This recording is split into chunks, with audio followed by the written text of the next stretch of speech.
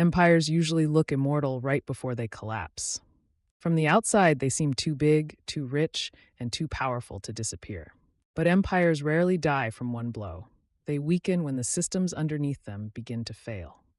Invaders matter, but they usually finish a structure that is already rotting inside. The real killers are more familiar. Unpaid armies, broken tax systems, succession crises, local elites, and people who stop believing the center can still rule for them. The center stops collecting, stops commanding, and eventually stops being taken seriously. That is why the ending often starts long before the final map changes. To see how every great empire actually died, we need to follow that pattern across history. Different places, different rulers, different centuries, but often the same hidden machinery of collapse. And the pattern becomes obvious as soon as we start with Rome. Rome actually died because the center became too poor, divided, and overstretched to keep ruling effectively across such a huge territory. But by the late empire, the tax base was already under strain. Powerful landowners protected their own wealth and became harder for the state to control. That made it harder to fund armies, roads, and administration. Rome increasingly depended on mixed forces whose loyalty was practical more than patriotic. At the same time, civil wars kept turning military strength inward.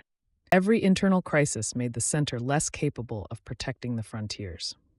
Ordinary people were still living in an empire, but it no longer felt secure or reliable. So, when outside groups crossed into imperial territory, they met a defense system that was already brittle. The invasions were real, but they were the last act, not the whole story. Rome actually died because the center became too poor, divided, and overstretched to keep ruling effectively. A few centuries earlier in China, the Han Dynasty followed a strikingly similar path. The Han Dynasty looked strong from the outside, with an emperor, a court, and a vast bureaucracy. Hernán Cortés succeeded not because Spanish steel alone overwhelmed Tenochtitlan, but because he built enormous indigenous alliances against the Aztec center around him. Eunuchs, rival officials, and elite families fought for access, money, and influence. As corruption spread, the dynasty's credibility weakened far from the capital. Then the Yellow Turban Rebellion exposed how fragile imperial control had become. The court could still send armies, but it could not restore deep stability. Military power shifted into the hands of warlords who increasingly acted for themselves. The emperor still existed, but he was becoming a figure to be used rather than obeyed. Once the center lost its monopoly on force, the empire was still named, but not truly in charge. Rebellion alone did not kill the Han. Fragmented power did. The Han actually died when the throne no longer commanded the people who carried weapons and collected taxes. Ottoman reformers tried to modernize the army and bureaucracy, yet reform also revealed how much the empire depended on loans, compromise, and increasingly fragile cohesion at home. The Mongol Empire became enormous with extraordinary speed. Its strength depended heavily on strong leadership and a center that could coordinate vast distances. That made succession one of its greatest vulnerabilities. After great rulers died, disputes over leadership quickly became dangerous political fractures. Soon, one empire became several khanates with their own priorities. The Suez Crisis then exposed a brutal truth. Britain could no longer act like the world's supreme imperial referee because other powers, especially the United States, could stop it outright. As regional rulers focused on their own territories, unity lost practical value. Enemies still mattered, but the greater damage had already been done by fragmentation. The Mongol world did not vanish in one single conquest. It unraveled because nobody could reliably reunify what succession had broken. The Mongol Empire actually died when imperial identity became weaker than regional power. The Soviet Empire actually died when people stopped being afraid enough to obey, and the center lacked the strength, legitimacy, or will to force them back into line again. At first glance, the Aztec Empire seems to die in a simple story of Spanish conquest.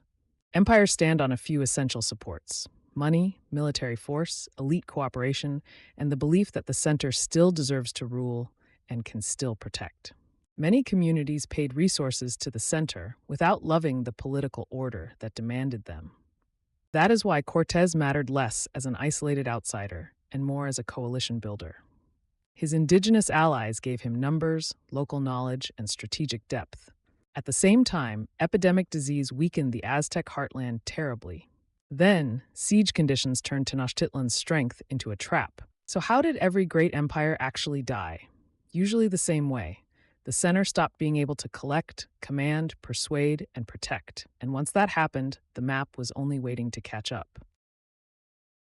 So the empire did not only fall because foreigners arrived with better weapons. It also fell because too many people inside its imperial system wanted another outcome.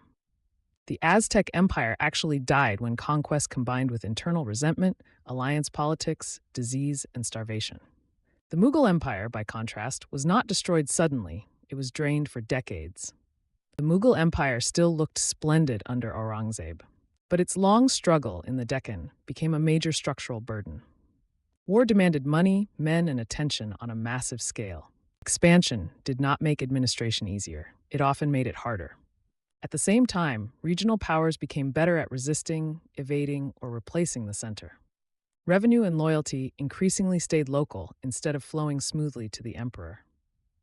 Weak successors then turned structural strain into political fragility. Factional court politics made coherent recovery even harder. The empire was still named from the center, but provinces were behaving more autonomously. That is the key image of Mughal decline: ceremonial grandeur without reliable power. The Mughal Empire actually died when the emperor could no longer consistently collect, command, or compel. The Ottomans would face a longer, slower version of the same basic problem. The Ottoman Empire survived for centuries, which can make its collapse look mysterious. But over time, nationalism chipped away at imperial cohesion. Outside powers also pressured the empire whenever weakness became visible. Ottoman leaders did try to adapt through reform. Yet reform revealed another truth: modernization was expensive, and the state was increasingly burdened by debt and compromise. That meant the empire was working harder to hold together, while many parts felt less naturally bound to Istanbul. Then came the First World War. The gamble the empire could not survive. War turned long-term weakness into immediate strategic disaster. After defeat, outsiders planned to divide what was left. At the same time, new nationalist forces emerged to replace empire with something narrower and more defensible. The Ottoman Empire actually died when it lost the cohesion, resources, and strategic room needed to remain imperial. The British Empire looks very different, but its ending still follows the same hidden rules. At its height, the British Empire covered astonishing parts of the globe.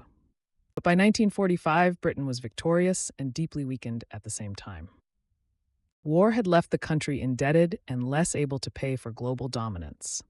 Meanwhile, nationalist movements made imperial rule more expensive, contested, and illegitimate. The empire was not disappearing because Britain forgot it existed.